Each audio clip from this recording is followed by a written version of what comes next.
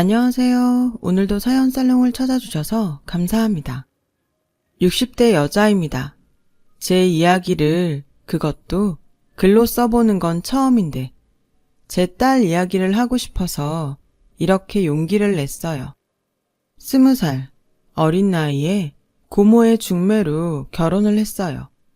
남편은 처음부터 무뚝뚝한 사람이었는데 그 당시에는 대다수 남자들이 저희 남편처럼 무뚝뚝해서 저는 싫다 좋다 할 것도 없이 결혼을 선택했어요.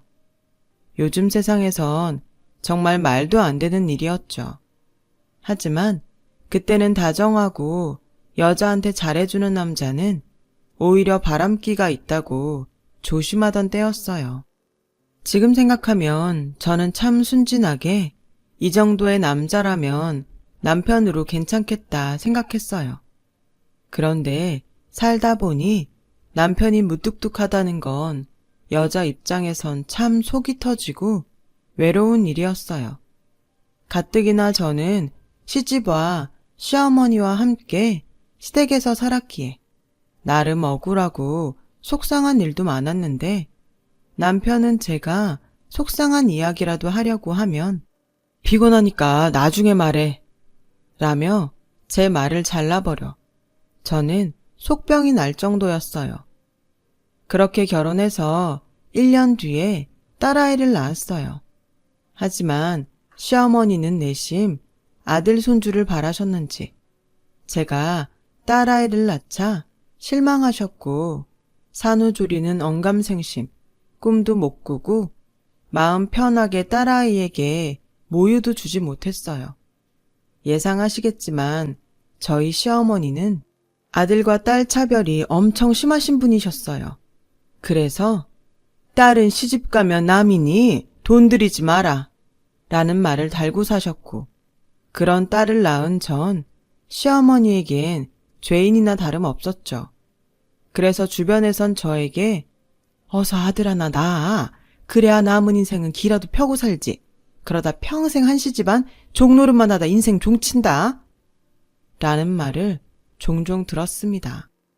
저는 그런 말을 들을 때마다 저도 그렇고 딸아이가 불쌍해 혼자 남모르게 눈물을 훔치곤 했어요. 그리고 제가 딸아이를 낳고 3년 뒤 저보다 1년 늦게 시집 온 동서가 시어머니가 학수고대하던 아들을 낳았고 시어머니는 그때부터 대놓고 동서 아들과 제 딸을 차별하기 시작하셨어요. 이놈의 지집애 어디 우리 귀한 장송과자를 뺏어 먹어. 뺏어 먹은 거 아니에요. 정혁이가 먹기 싫다고 저한테 줬어요. 이 콩알만한 게 벌써부터 거짓말을 해? 네가 뺏어 먹은 거잖아. 아닌데, 정말인데. 저희 딸은 그렇게 번번이 억울한 일을 당했어요. 저는 그런 딸아이를 보며 속이 뒤집힐 정도로 화가 났는데 시어머니가 무서워서 뭐라고 말하지 못했어요. 내심 남편이 저 대신 화를 내줬으면 좋겠다고 생각했죠. 그런데 원래 그런 부모 밑에서 커서 그런지 남편은 도통 제가 왜 화가 났는지 이해를 하지 못했어요. 자기도 저랑 같은 부모면서 딸아이 상처받는 것도 이해 못하는 남편을 보자 저는 언제부터인가 시어머니보다 이런 무감각한 남편이 더 미웠죠. 저희 부부는 무늬만 부부일 뿐 부부의 정이라곤 하나도 없었어요. 그냥 서로를 답답하게 생각할 뿐이었죠. 그래서 저는 제가 할 수 있는 모든 애정을 딸에게 주었어요. 비록 능력이 없는 엄마라 변변한 학원 한번 보내주지 못했지만 저는 행여 딸아이가 상처받고 삐뚤어질까봐 늘 사랑한다는 말을 달고 살았어요.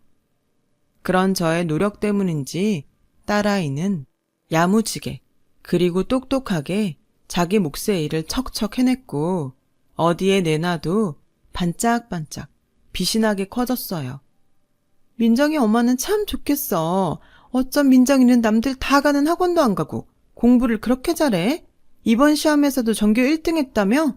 비법 있으면 나도 좀 알려줘봐, 응? 비법은 무슨, 그냥 지가 알아서 하는 거지. 나는 해준 것도 없어. 아, 우리 딸도 딱 민정이 반만 하면 내가 소원이 없겠다. 난 그동안 쏟아부은 학원비랑 과외비만 해도 집 한 채 값은 될 거야. 민정이는 대학 원서 어디에 넣어? 법대? 의대? 아니면 약대? 아, 정말 부럽다. 민정이는 어딜 넣어도 다 합격일 텐데. 우리 아들은 서울에 있는 대학은 갈 수 있나 모르겠어. 자긴 정말 복 받았다. 나는 세상에서 민정이 엄마가 제일로 부러워.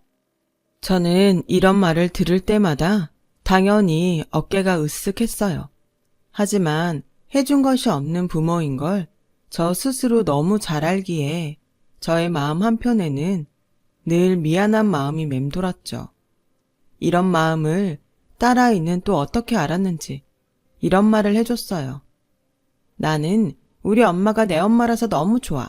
우리 엄마는 항상 나한테 뭘 강요하지도 않고 매 순간 나를 사랑해주잖아. 그야 부모는 당연히 자식을 사랑하지. 근데 그렇게 당연한 일이 친구들한테 들어보면 아닌 것 같더라고. 그냥 공부만 잘해서 좋은 대학 가서 성공하라고만 자꾸 말해서 힘들대. 원래 부모는 자식이 잘 되길 바래서 그래. 친구한테 가서 말해줘. 부모는 당연히 자식을 사랑한다고. 그 친구 부모님은 그래도 뭘 많이 해주나 보다. 엄마는 우리 딸한테 해준 게 없어서 바라면 염치 없는 거지. 에이, 이렇게 낳아주고 잘 키워줬으면서 또 그런 소리 한다. 엄마는 언제나 내 편이잖아. 할머니가 기집애라고 뭐라고 하셔도 항상 내 편. 그래서 나도 언제나 엄마 편 할 거야. 제가 전생에 좋은 일을 많이 했을까요? 아니면 남편복 없는 저를 누군가 불쌍히 여겨 이런 귀하고 예쁜 딸을 저에게 보내주셨을까요? 저는 어떻게 이런 딸을 내가 낳았는지 늘 감사하고 또 감사하게 생각했어요. 그러던 어느 날 저희 딸이 진로를 고민하다 의대에 진학하고 싶다고 말했고 남편에게 딸 진학 얘기를 잠깐 했는데 그새 남편에게 이야기를 들은 시어머니는 아침 대바람부터 저희 딸아이에게 의대? 무슨 기집애가 돈 많이 드는 의대를 가. 그냥 돈 까먹지 말고 얌전히 있다가 시집이나 가. 라고 화를 내셨어요. 딸아이는 할머니 말에 주눅이 들었더라고요. 저는 그 모습에 화가 나서 당장 시어머니에게 따지고 싶었는데 딸아이가 고개를 절레절레 흔들며 저를 말리는 듯 서둘러 학교에 갔어요. 불과 며칠 전 시어머니는 3살 어린 동서의 아들한테는 우리 손주는 커서 뭐가 되려나? 의사? 변호사? 뭐가 됐든 좋으니까 할미한테 말만 해. 우리 손주 학비는 할미가 다 낼 테니까. 라고 말씀하셨는데 공부도 잘하고 저렇게 속도 깊은 저희 딸을 순전히 기집애라고 무시하는 시어머니에게 더는 참을 수 없는 화가 치밀었어요. 그래서 결국 점심때를 넘기지 못하고 저는 처음으로 시어머니에게 이런 말을 했어요. 어머니, 학비 내달라고 하지 않을 테니까 민정이한테는 아무 말 하지 말아주세요. 지가 갈만하니까 간다고 하는 거예요. 뭐? 너는 지금 그게 네 시애미한테 할 소리냐? 애는 엄마를 보고 배우는데 네가 이렇게 나한테 함부로 하니 네 딸이 뭘 보고 배우겠어? 아무튼 난 기집애한테는 1원도 줄 마음 없으니까 나한테 손 벌릴 생각 하지도 마라. 내 돈은 고이고이 잘 뒀다가 우리 손주 정혁이 줄 거니까. 저는 시어머니의 한쪽으로 기운 애정에 더는 아무 말도 하고 싶지 않았어요. 그리고 결혼하고 내내 살던 시댁에서 분가를 해야겠다고 결심했고 그날 저녁 저는 남편에게 시어머니한테 들은 이야기와 분가를 하고 싶다는 말을 했어요. 분가를 하자고? 당신 돈 있어? 엄마가 뭐라고 좀 했기로 분가를 하자는 거야? 내가 애예요? 어머니한테 한 소리 들었다고 나가게? 대단한 집 아니어도 되니 우리 형편에 맞게 집 구해서 나가요. 이제 곧 민정이도 대학에 들어갈 거고 나도 결혼하고 20년 동안 시댁살이 했으면 내 살림 차려도 되잖아요. 나 그동안 많지는 않아도 모아놓은 돈 조금 있어요. 이 사람이 참 뭘 모르네. 여기서 어머니랑 살아야 우리가 돈을 모으지.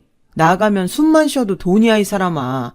그리고 나도 생각해봤는데 민정의 의대는 좀 과한 것 같아. 당신 정말 해도 해도 너무하네요.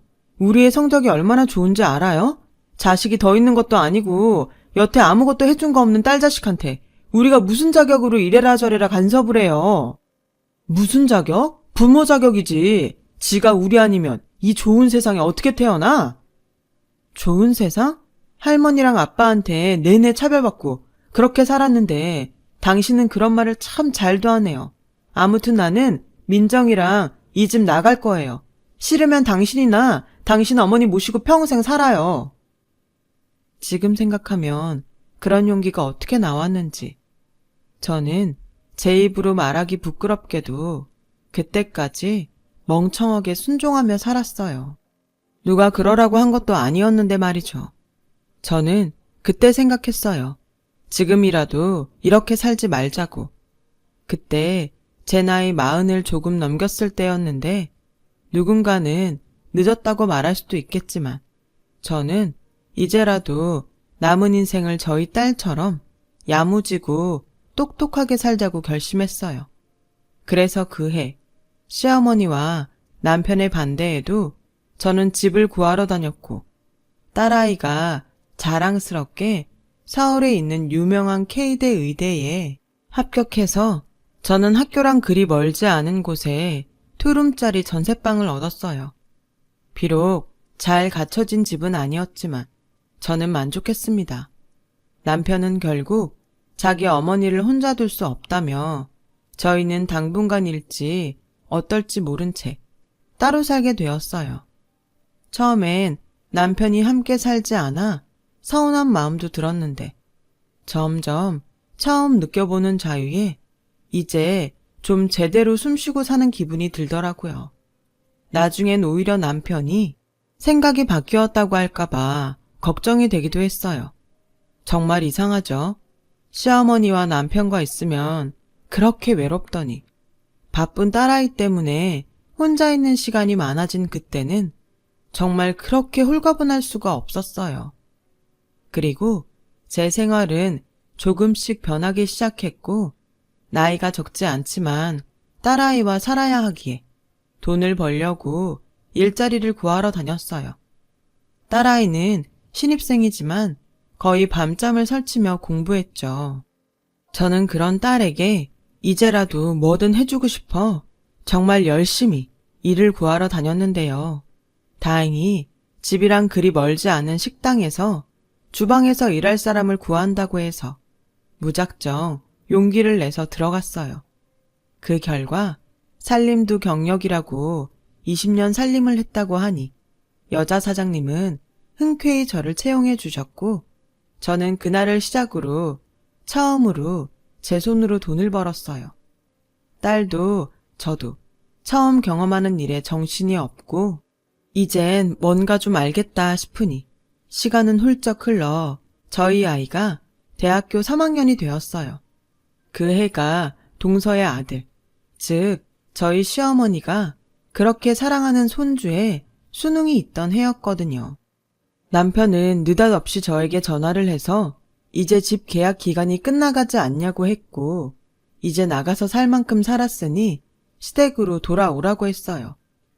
저는 아직 딸아이가 졸업도 안 했고 또 졸업을 해도 전문의까지 뒷바라지할 생각이라 그럴 수 없다고 했는데요. 옆에서 통화를 듣던 시어머니가 자기 분에 못 참아 남편의 전화를 빼앗아 저에게 다짜고짜 화를 내는 거예요. 내가 오냐오냐 했더니 네가 아주 시엠이 무서운 줄 모르는구나. 잠만 말고 당장 그 집 빼서 집으로 들어와. 엄연히 따지고 보면 그 집 보증금도 네 돈은 아니잖아. 어디 나가 돈도 못 버는 게 내 아들 돈으로 밖에 나가 편히 살겠다고? 너도 참 염치가 없다. 이 정도 봐준 것도 내가 너그러워 그런 줄 알고 당장 그 보증금 나한테 가져와. 여기 집 보증금은 제가 안 입고 안 먹고 악착같이 생활비에서 모은 돈이에요. 이 돈을 왜 제가 어머니를 드려요? 그리고 그동안 그 집에서 살림한 값으로 따지자면 턱도 없이 모자라는 돈입니다. 얘 참 답답한 소리 하네. 그니까 그 돈 네가 나가서 벌었니? 내 아들이 힘들게 번 돈이잖아. 그 돈 우리 장손 대학 등록금이랑 지낼 집 구하는 데 쓸 거니까 잔말 말고 시키는 대로나 해. 올해 우리 장손 수능 보는 거 알지? 결국 그거였어요.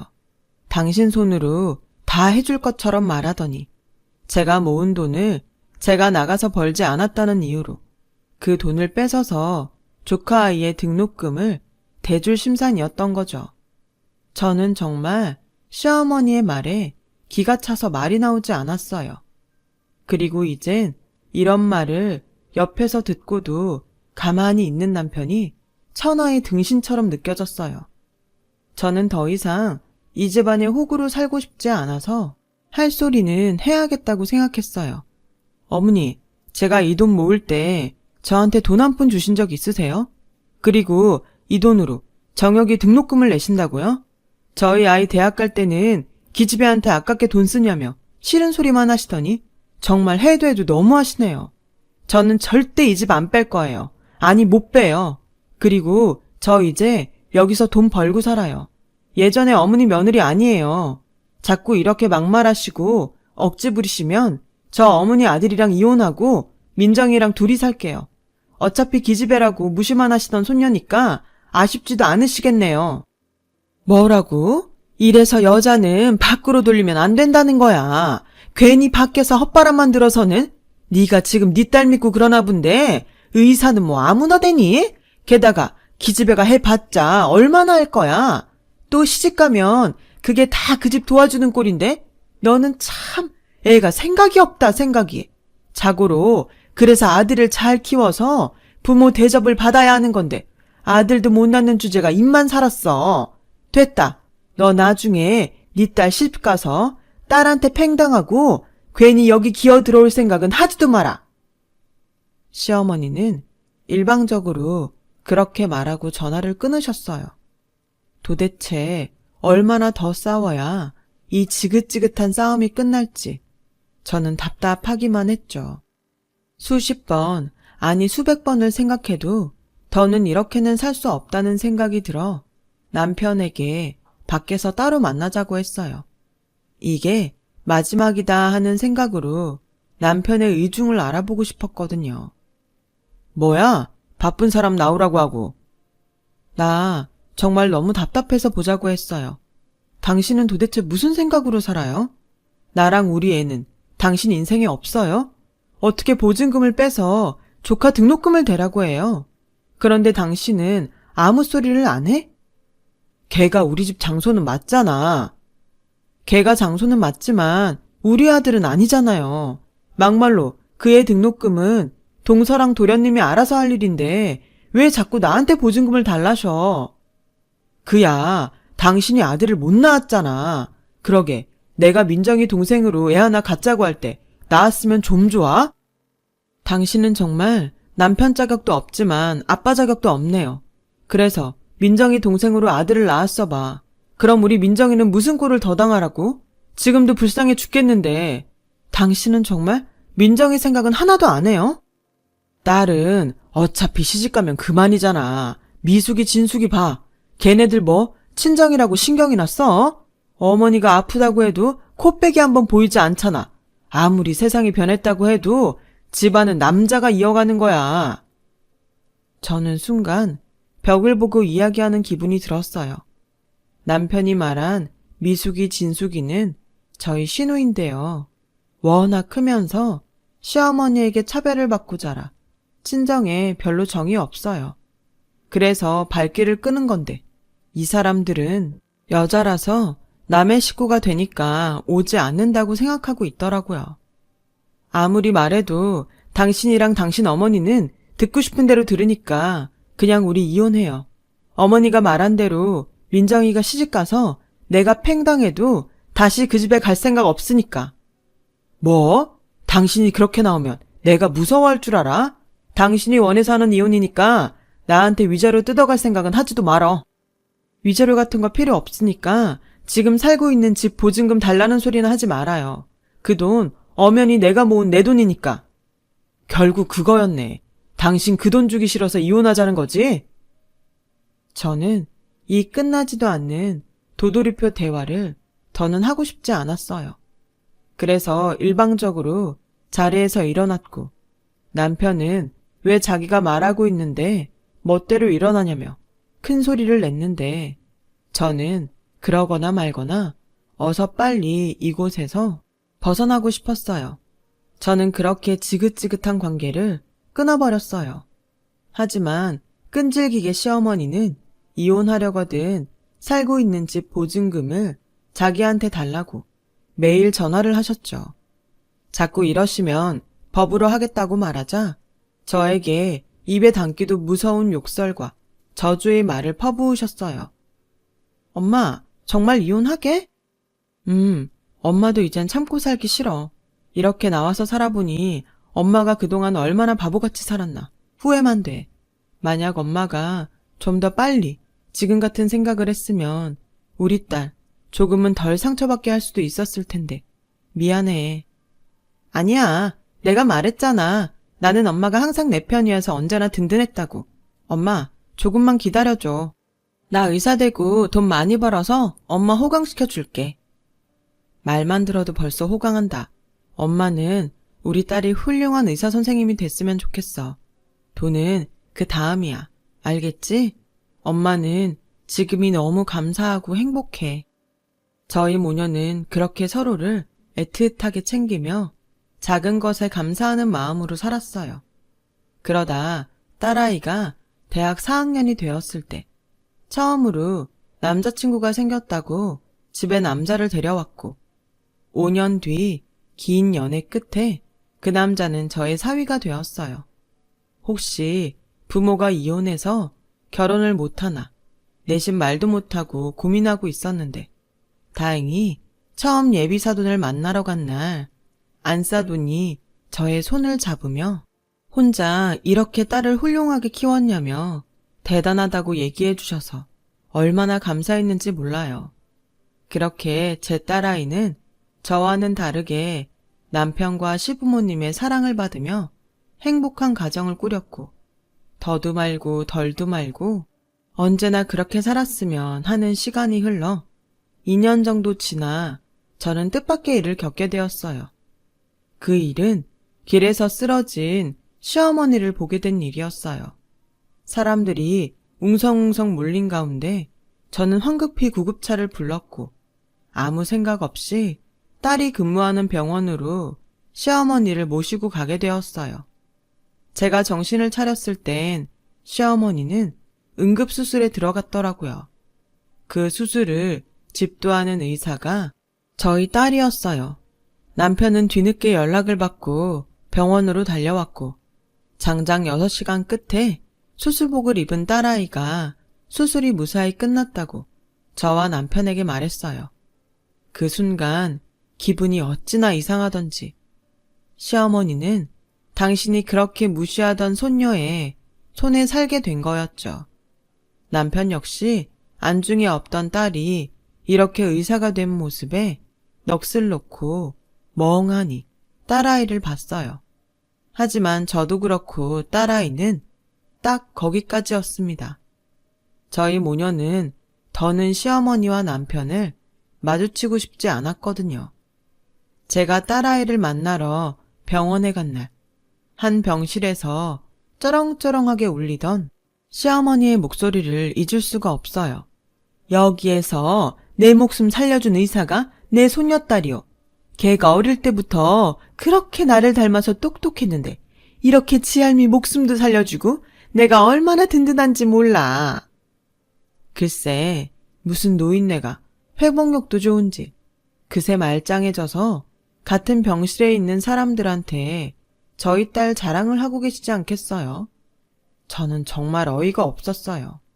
그런데 하필 또 그때 시어머니와 눈이 마주쳤고 제가 당신을 보러 병원에 왔다고 착각한 시어머니는 마치 저하고 아무 일도 없었다는 듯 태연히 저를 반기셨어요. 우리 며느리 왔니? 뭘 힘들게 여기까지 와. 우리 며느리라니. 항상 저를 부를 때면 예, 야 라고 하던 양반이 참 가소롭더라고요. 그래서 저는 일부러 민망하라고 시어머니에게 말했어요. 그렇게 구박하던 손녀 손에 살아난 기분이 어떠세요? 저한테 기집애 가르칠 필요 없다고 뭐라고 하시더니 사람 일은 참 몰라요. 그쵸? 얘가 지금 무슨 소리를 하는 거야? 내가 언제 그랬니? 아, 들리는 말로는 정혁이 대학 등록금 된다고 집도 파셨다면서요? 정혁이는 요즘 뭐해요? 궁금하네요. 그렇게 사랑과 관심 듬뿍 받은 손자는 어떻게 지내나요? 얘가 정말 왜 이래? 얘, 나 환자야. 네가 아무리 내가 마음에 안 들어도 늙고 병든 시애미한테 이러는 건 아니지. 그래요? 그냥 저는 어머님도 그런 답답한 기분 한번 느껴보시라고요. 저는 어머님이랑 사는 내내 그런 마음이었거든요. 시어머니는 순간 얼굴이 울그락불그락 하더라고요. 하지만 주변 사람들 눈이 많아 최대한 조심하는 눈치였고 또 그 사이 보고 싶지 않던 남편을 보게 되었는데요. 이 남자도 자기 어머님처럼 똑같이 저와 무슨 일이 있었냐는 듯 저에게 태연하게 서로 혼자 있으면 적적하니 다시 살림을 합치자는 말도 안 되는 소리를 해대는 거예요. 설마 벌써 치매는 아닐 텐데 우리 이혼한 거 잊었어요? 왜 남남이 살림을 합쳐요? 정말 당신도 그렇고 당신네 사람들은 정말이지 소름 끼쳐. 여보, 무슨 말을 그렇게 해. 그냥 서로 지난 일은 잊고 잘 살아보자는 건데. 여보? 참 왜 이제 와서 잘 살아보자는 건데요? 아, 이제 내가 쉬워? 그렇게 장손 타령하더니 있는 재산 그 장손 밑에 꼬라박고 이젠 개털 신세라지? 사실 저는 다 알고 있었어요. 종종 예전에 친하게 지냈던 동네 이웃이 시댁의 소식을 알려줬거든요. 그때는 그냥 쌤통이라고 생각하고 말았는데 그게 이렇게 저에게 통쾌한 복수를 하게 해줄지는 그때 미처 몰랐어요. 남편은 제 말에 자존심이 상했지만 참는 듯 보였어요. 그리고 애써 자존심을 누르고 계속 저에게 마음에도 없는 사과를 하며 다시 잘해보자고 하더라고요. 제가 미치지 않고서야 그 집에 다시 들어가겠어요. 저는 단칼에 거절하고 혹여 시집간 딸한테 엉겨붙을까봐 딸에게도 절대 어떤 부탁도 들어주지 말라고 신신당부를 했어요. 그리고 며칠 뒤 시어머니는 퇴원을 하셨죠. 그렇게 제 딸아이를 찾으셨다고 해요. 제 말도 있고 딸아이도 그간 할머니한테 쌓인 게 있으니 할머니가 찾아도 바쁘다고 거절했다는데 알고 보니 제 딸을 팔아 병원비를 가족 할인 받으려고 그렇게 제 딸을 애타게 찾았다고 하더라고요. 결국 제 딸의 겁으로 시어머니는 병원비 할인도 받지 못하셨고 병원비를 다 내고 병원 밖을 나갔대요. 그 말을 듣고 어찌나 속이 뻥 하고 뚫리는지 이제는 그들도 후회라는 걸 좀 했으면 좋겠다는 생각이 들었어요. 그 후 다행히 더는 그들과 마주치는 일은 없었고 그해 딸아이는 임신을 해서 병원을 잠시 쉬면서 건강한 손녀를 출산했어요. 딸이라는 이유로 그렇게 멸시받고 무시당했는데 저도 그렇지만 딸의 시부모님은 손녀딸을 아주 귀한 보물처럼 대하셨어요. 참 감사한 일이 아닐 수 없었죠. 지금 그 손녀가 올해 유치원에 입학했어요. 말하는 것도 행동하는 것도 어찌나 지 엄마처럼 야무지고 똑똑한지 저는 또 새로운 재미와 감동 속에 매일매일을 살아가고 있습니다. 지금에서 돌아보면 제 인생에서 딸아이를 낳은 건 세상에 태어나 가장 잘한 일이었어요. 저는 뭘 바라기보다 그저 딸아이가 제 딸로 와줘서 그것만으로도 참 감사합니다. 지금까지 저의 이야기 들어주셔서 감사합니다. 참고 열심히 살다 보니 좋은 날이 오더라는 얘기가 길어져 버렸네요. 적고 보니 제가 참 주책맞게 느껴지기도 하고요. 모든 분들 지금까지 잘해 오셨으니 더 잘 되실 겁니다. 건강하시고 꽃길만 걸으세요. 여러분, 사연 댓글에 응원과 현명한 조언 부탁드려요. 좋아요와 구독은 저에게 큰 힘이 됩니다. 오늘도 좋은 일 가득하세요.